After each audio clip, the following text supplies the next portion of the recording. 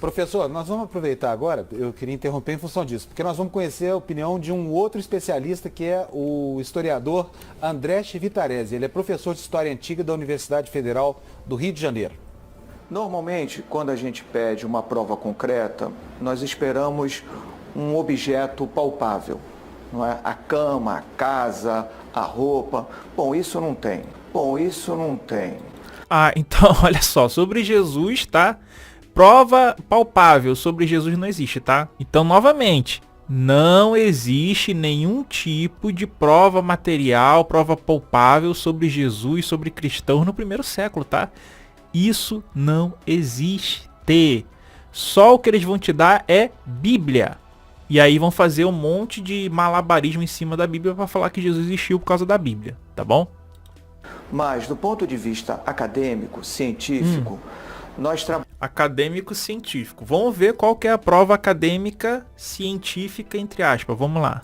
trabalhamos com o que se estabeleceu como a múltipla confirmação. Isso é, quando autores diferentes, que nunca se viram, que nunca se leram, que nunca se encontraram, são capazes de afirmar frases, ditos, ideias exatamente iguais entre eles sobre Jesus. Então, olha só, ele está falando aqui, eles olham a Bíblia, né?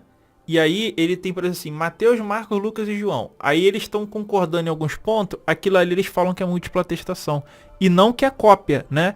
Todo mundo sabe que Mateus copia Marcos, provavelmente Lucas também, e um copia o outro. Aí, por exemplo, Paulo está copiando os evangelhos também. Aí na cabeça deles isso é múltipla atestação e eles nunca se leram. Tá entendendo, cara? Você entende isso, a loucura que é isso? Então, olha a evidência do cara. Pegar a Bíblia, comparar um texto que foi copiado de outro mais antigo, né? Que Marcos é o mais antigo em relação aos demais. E aí eles copiam Marcos e aí fala que isso é múltipla atestação, que os caras nunca se leram. Os caras nunca se viram, nunca se conheceram. Tá entendendo a loucura que é isso? Vou dar um exemplo. Olha o exemplo que ele vai dar, hein? Olha o exemplo que ele vai dar. Paulo, que é o autor mais antigo que nós temos em termos de... Ele tá falando que Paulo é o autor mais antigo que nós temos. Baseado em quê? Em nada, tá? Porque Paulo, ele tá copiando os evangelhos. Eu vou provar isso pra vocês daqui a pouco. Vamos lá. Produtor de cartas, não é? Ele é capaz de registrar, palavra por palavra, o que Jesus disse na última ceia pascal. Olha só. Paulo é capaz de registrar, palavra por palavra, o que Jesus disse na última ceia. Como é que ele sabe qual foi a palavra por palavra que Jesus disse? Ele tem máquina do tempo? O Chivitarese tem máquina do tempo? Ele voltou no tempo e falou assim, Jesus disse isso e Paulo copiou igualzinho, hein? Rapaz, caraca, Paulo é bravo mesmo, hein? Paulo nem estava aqui e copiou igualzinho aquilo que Jesus disse. Caraca, brabo, não é isso? Aí complica, né? Mas vamos ver o argumento. Será que foi máquina do tempo ou será que foi outra coisa? Vamos lá. Junto dos seus discípulos. O que Jesus disse na última ceia pascal junto dos seus discípulos. Marcos, um evangelista que veio muito depois de Paulo, sem nunca ter lido Paulo, foi capaz de também falar exatamente as mesmas palavras que Jesus disse. Então, olha só, na cabeça do Chivitarese, tá? Paulo, ele veio antes de Marcos e não o contrário, né? Marcos que veio antes de Paulo e Marcos também copiou palavra por palavra. Então, nós temos aqui alguém que tem máquina do tempo e que presenciou a Santa Ceia, né? Que sabe exatamente o que Jesus disse e o que ele não disse, né? Baseado em quê? Baseado na Bíblia. Isso aí são as provas de que Jesus existiu, tá? Galera, deixa eu refutar, antes da gente continuar o react, deixa eu refutar isso aí que ele falou, tá? Vamos ver se são as mesmas palavras. Olha só, Marcos 14, tá? Marcos, para quem não sabe, seria o primeiro evangelho, e os demais copiam Marcos, tá? E, comendo eles, tomou Jesus pão e, abençoando-o, partiu e deu-lhe, e disse, tomai e comei, isto é meu corpo. E, tomando o cálice, dando graças, deu-lhe e todos beberam dele.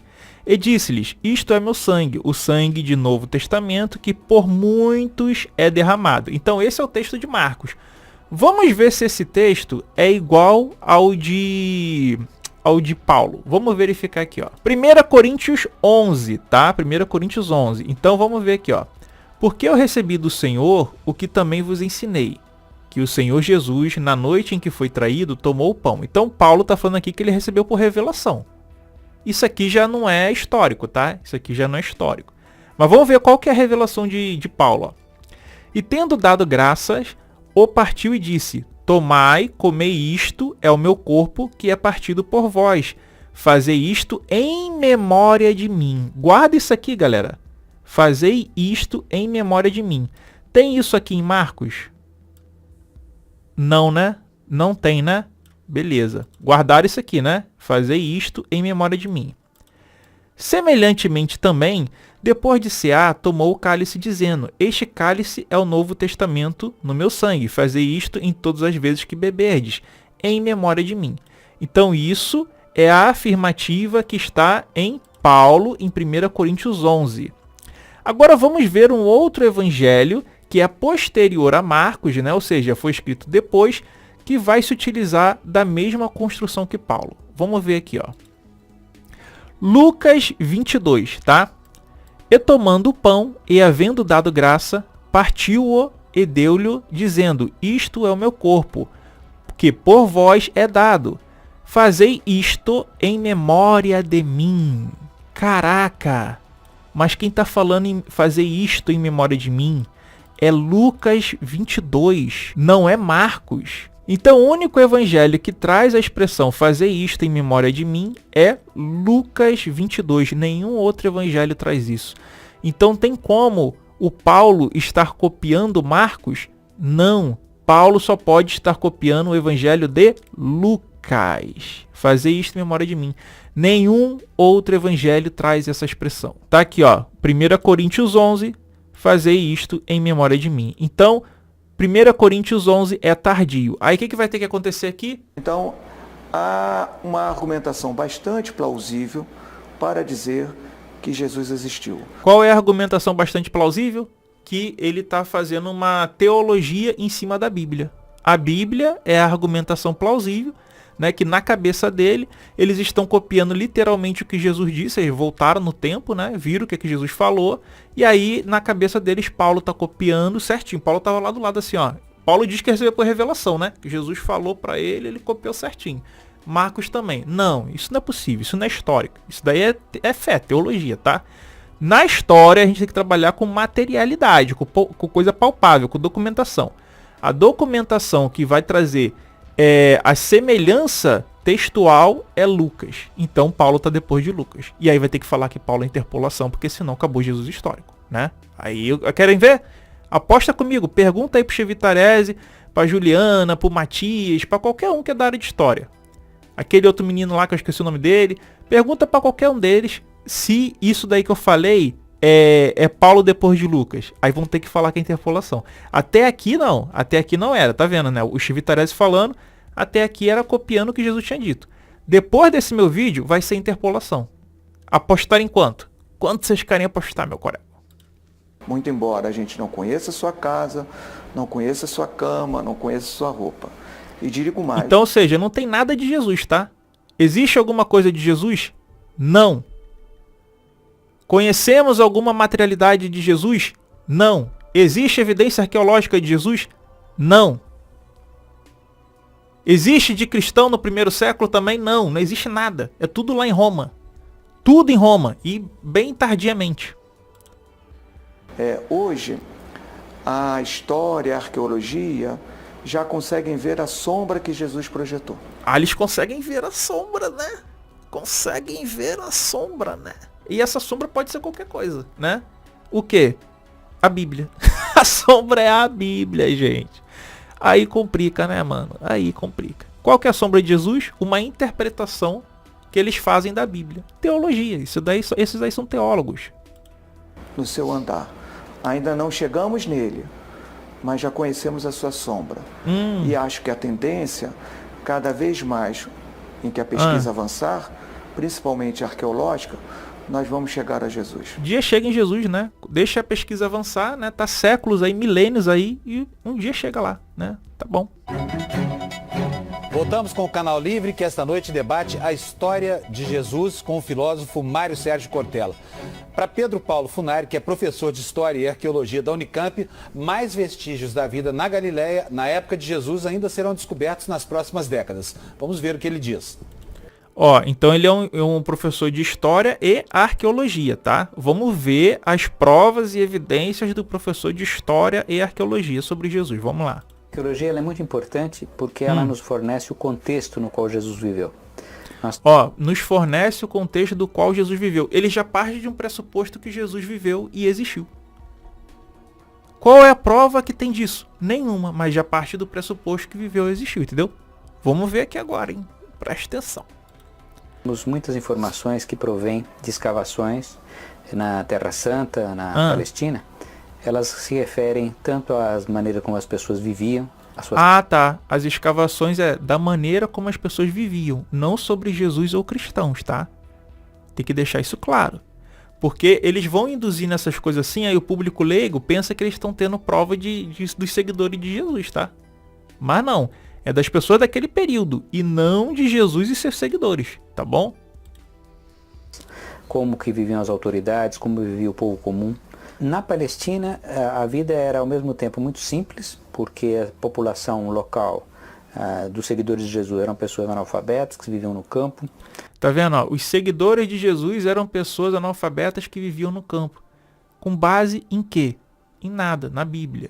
Entendeu? Aí eles já vão inferindo que tinham seguidores de Jesus. Existe evidência arqueológica disso? Não. Estão pegando isso de onde? Da Bíblia.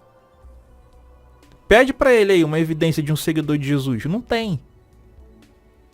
Não tem nada disso. Aí eles vão inferindo, com base na Bíblia, essas questões aí. Tá vendo?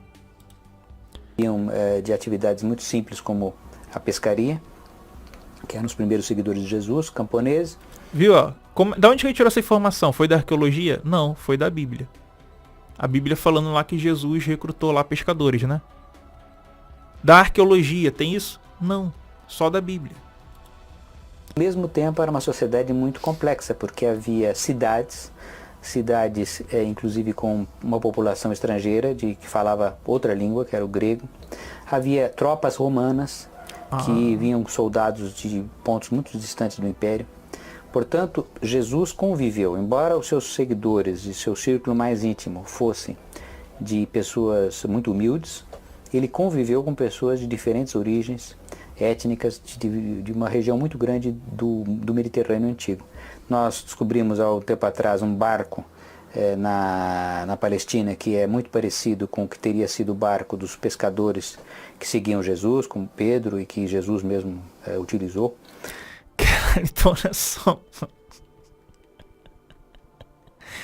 Eles encontraram um barco que era parecido com o que os seguidores de Jesus e o Jesus teria utilizado, cara. Só que ali ele falou que Jesus utilizou. Ou seja, novamente, pressuposto, cara. Eles encontraram o barco de Jesus? Não. Encontraram o barco dos seguidores de Jesus? Não. Eles encontraram um barco de pessoas, né? Aí eles falam que esse barco, eles dão a entender, né, que era o barco que Jesus utilizou. Com base em quê? Porra nenhuma, só na Bíblia. Vocês estão entendendo como é que funciona? Vocês estão entendendo o modus operandi desses caras? É assim. Eles fazem inferências com base em coisas que são encontradas no local por pessoas daquela época e falam que é de Jesus, falam que é de seus seguidores ou dão a entender isso, né? E as pessoas acreditam. Aí é complicado, né?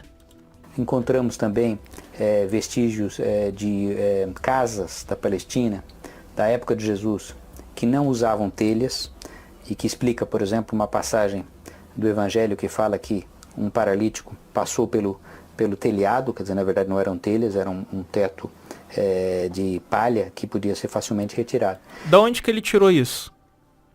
Tá vendo? O texto fala telhas. Por quê? Telhas, galera, era o ambiente, por exemplo, de casas romanas, né? De casas dali da cultura de Roma. Aí, ali na Palestina Antiga, era como se fosse laje, né? Aí o que ele tem que falar? Que não eram telhas, eram palhas, né? Porque se for telha, é que o autor não tá ali, o autor tá em Roma, entendeu? O autor está em outro local que não é compatível com o local que está sendo mencionado ali na Bíblia. Aí o cara dá o migué, entendeu? Entende como que eles fazem exegese? Eles vão colocando no texto que o texto não fala. O texto fala telha. Aí ele já fala, não era telha, era palha. Aí complica, né, meus colegas? Aí complica. Então, com certeza, novas informações virão nas próximas décadas. Vai ter mesmo. Nova informação, né? Nas próximas décadas, né? Vão encontrar o Jesus histórico. Porque até agora não tem nada, né? Só vocês vão percebendo como que é a tática, hein? Percebam como que é a tática, meus colegas. Agora, para quem crê, para quem acredita em Jesus, no Cristo, essas descobertas que se anunciam não podem acabar fazendo com que Jesus fique menor do que Cristo, evidentemente, no futuro? Acho que não, por uma razão, Panunzio. Os evangelhos, eles são textos de reverência, não são textos históricos. Opa! Agora eu gostei, hein? Agora eu gostei. Finalmente, alguém com uma fala sensata, né? Parabéns ao Cortella, exatamente. Os evangelhos são textos de fé, não são textos históricos. A galera tá tentando extrair como se fosse uma bibliografia de Jesus dos evangelhos, cara. Sendo que ali são narrativas fictícias. Narrativas de fé. É tudo ali alegórico. Aí os caras querem tirar, não, aquilo ali aconteceu, né, gente? O paralítico desceu, né? E foi curado. O paralítico desceu e foi curado por Jesus.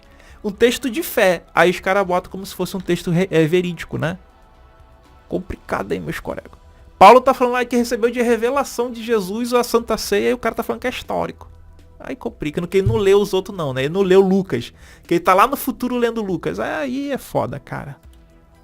Em nenhum momento se pode supor que aquela descrição que ali aparece, ela tem um componente de natureza científica, de comprovação. Tá?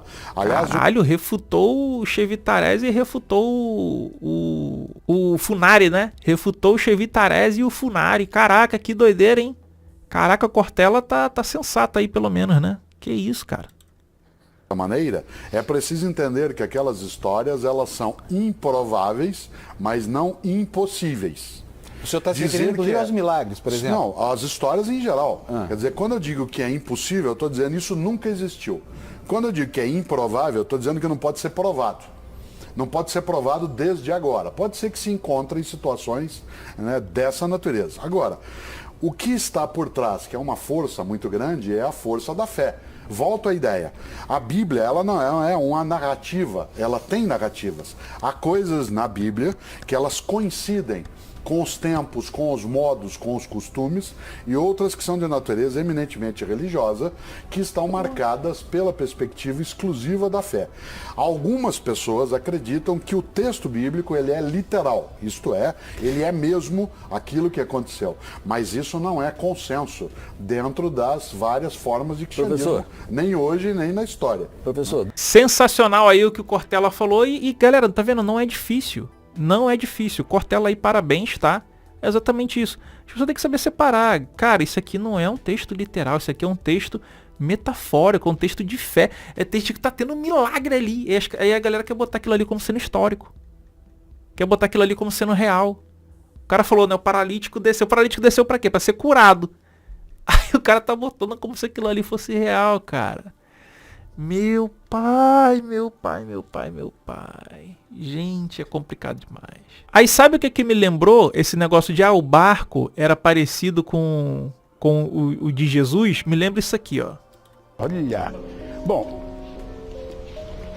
seria bom que a gente começasse esse nosso texto hoje aqui, ó, falando o seguinte. É claro que existem muitos mitos em relação a quem foi Jesus de Nazaré. Há controvérsias e o próprio Jesus é um mito. Hoje virou moda no mundo inteiro a discussão da não existência de Jesus de Nazaré. É claro que é hoje que vai virar moda isso, que hoje isso vai ser discutido, porque antigamente se você discutisse isso, você ia parar na fogueira, né? Você era morto. Que você está aqui hoje para provar o contrário. Todo mundo diz que é um mito como foi o rei Arthur, enfim, que nunca existiu de fato, e outras coisas que povoam a mente de gente incrédula, sei lá.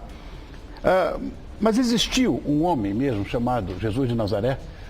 Rony, É o mesmo? A pergunta é, existiu mesmo de fato um homem chamado Jesus de Nazaré? Vamos ver a resposta, hein? Um homem narrado pelas escrituras sagradas? ótimo, foi bom você fazer essa pergunta, porque na verdade ela implica em duas coisas. Sim. Se Jesus existiu e se ele de fato é aquilo que a Bíblia diz, porque quando a gente fala mito, o mito pode ser criado de duas maneiras. Pode haver o mito como a Chapeuzinho Vermelho, que é um mito que nunca existiu, e o mito do Tiradentes, que é aquele Tiradentes retratado de roupa branca Sim. e tudo mais, com aquela forca, aquela cabeleira grande e tudo mais. Em princípio, deixe-me dizer que, embora eu creia piamente que Jesus Cristo é um personagem histórico, com confirmação histórica e condizente com aquele que a Bíblia apresenta, devo também admitir que existem mitos sobre Jesus. Vou dar um rápido exemplo. Ele fala que tem confirmações históricas sobre Jesus. Qual delas? Nenhuma. Não existe isso, galera. Não existe. Tudo que tem é fraude cristã tardia e Bíblia. Só tem isso. Vocês já acabaram de ver os caras mesmo da arqueologia falando que não tem nada, que eles não encontraram nada, que não possui nada. Aí vem o Rodrigo Silva falar que tem, que possui, né? Aí é complicado, né?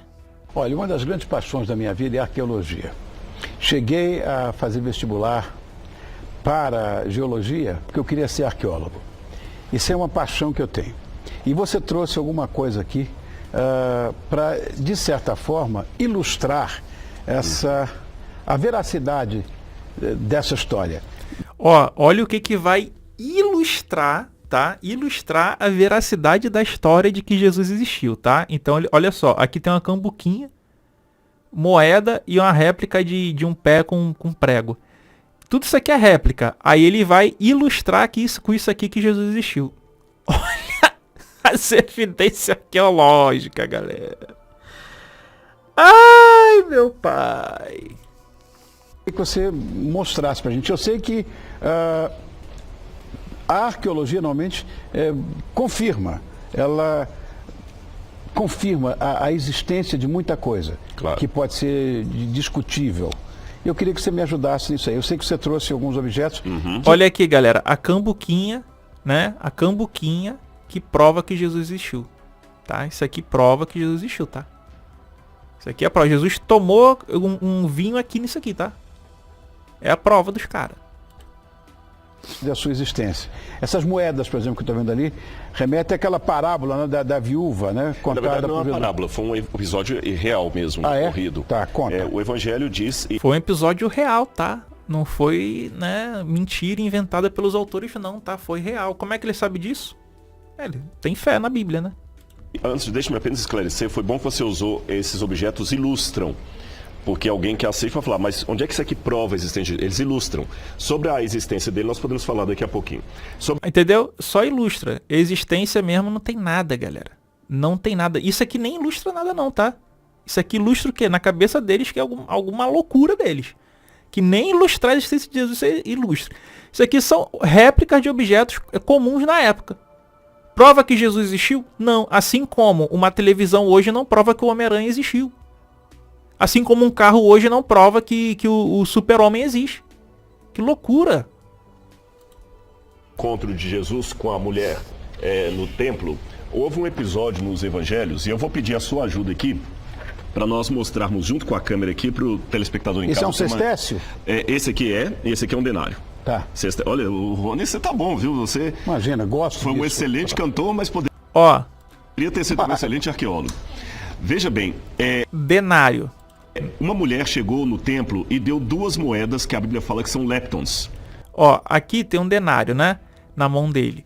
O denário já era, com a imagem de César, por exemplo, só era comum depois de 70. Entendeu? Então aquela história ali já não é real. Já não é da época de Jesus, já é uma coisa inventada depois de 70. Entende? Como é que a arqueologia prova, na verdade, que Jesus não existiu? Que é tudo invenção ali?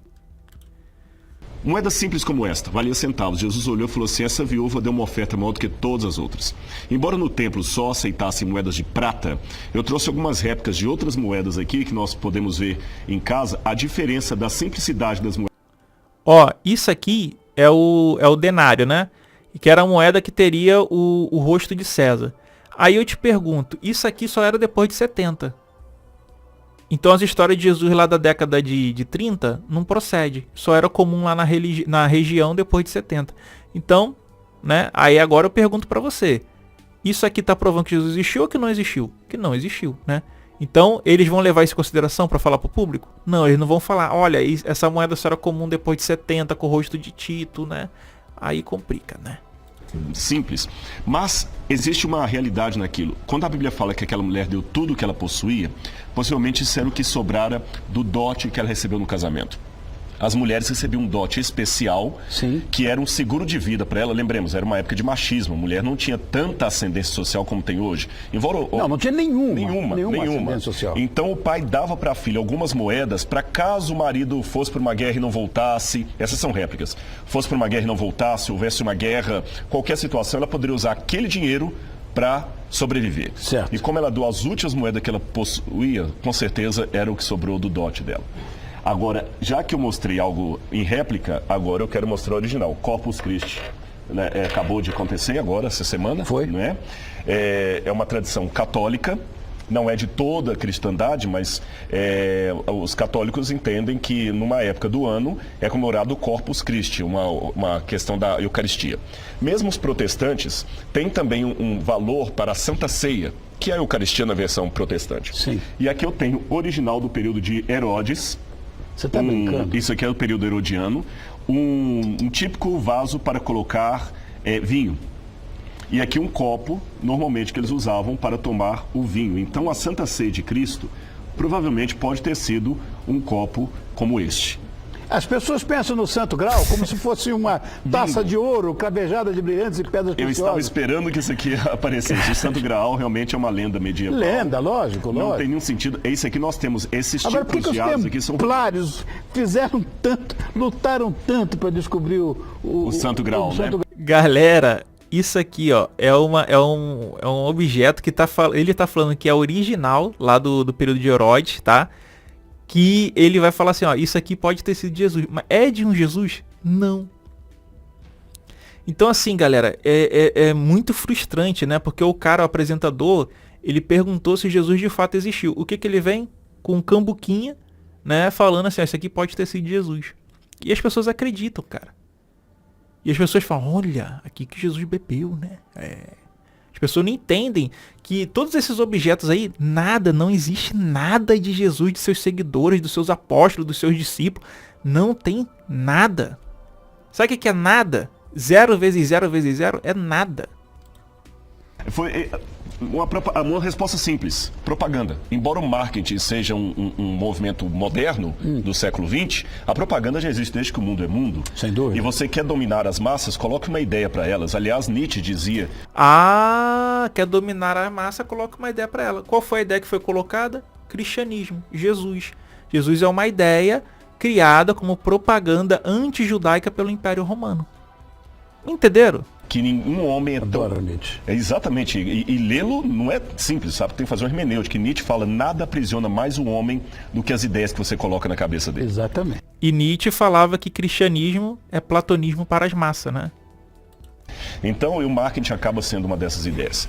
Eu mostrei isso aqui, Rony, no outro programa que eu estive com você, mas eu quis trazer de volta essa peça aqui por 2 motivos. É um cravo. Um cravo colocado no calcanhar e tem relação direta com o modo como Jesus foi crucificado. O original. O modo como Jesus foi crucificado já parte do pressuposto que Jesus existiu e que ele foi crucificado em vida real, né? Numa realidade.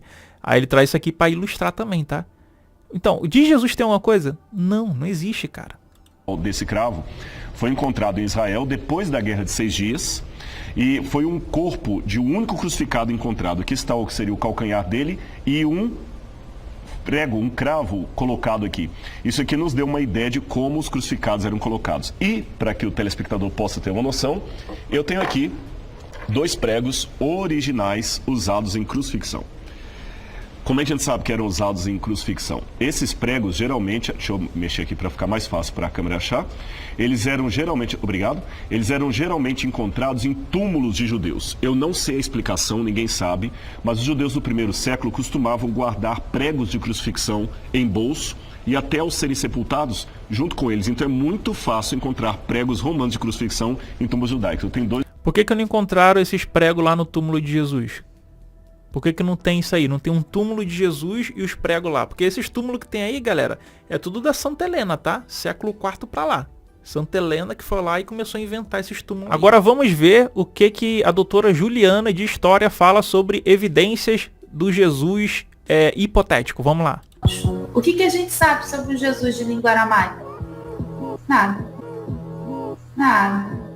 Tudo que a gente sabe sobre Jesus já está sob uma perspectiva grega. E de novo, 20 anos depois.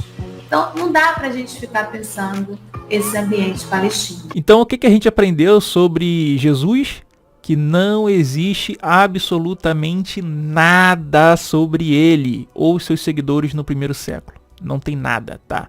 E o que vai ter depois é Bíblia, texto teológico, texto mítico, texto que tem ali coisas que são alegorias criadas para se passar uma mensagem, principalmente uma mensagem de domínio do Império Romano sobre as pessoas, tá bom?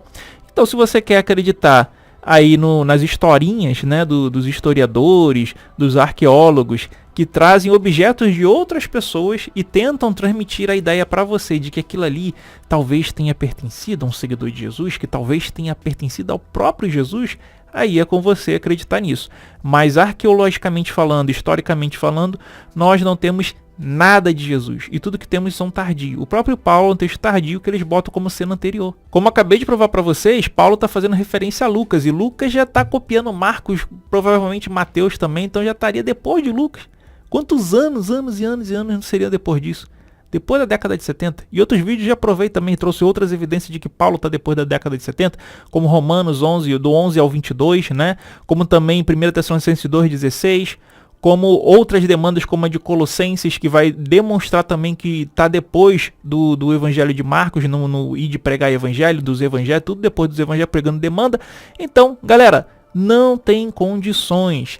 Não existe evidência e tudo aponta para a criação, fabricação desse personagem para atender uma demanda imperial.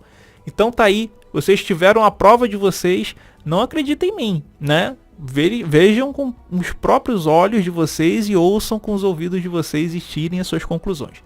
Um grande abraço, valeu, falou, fui, tchau, tchau, tamo junto.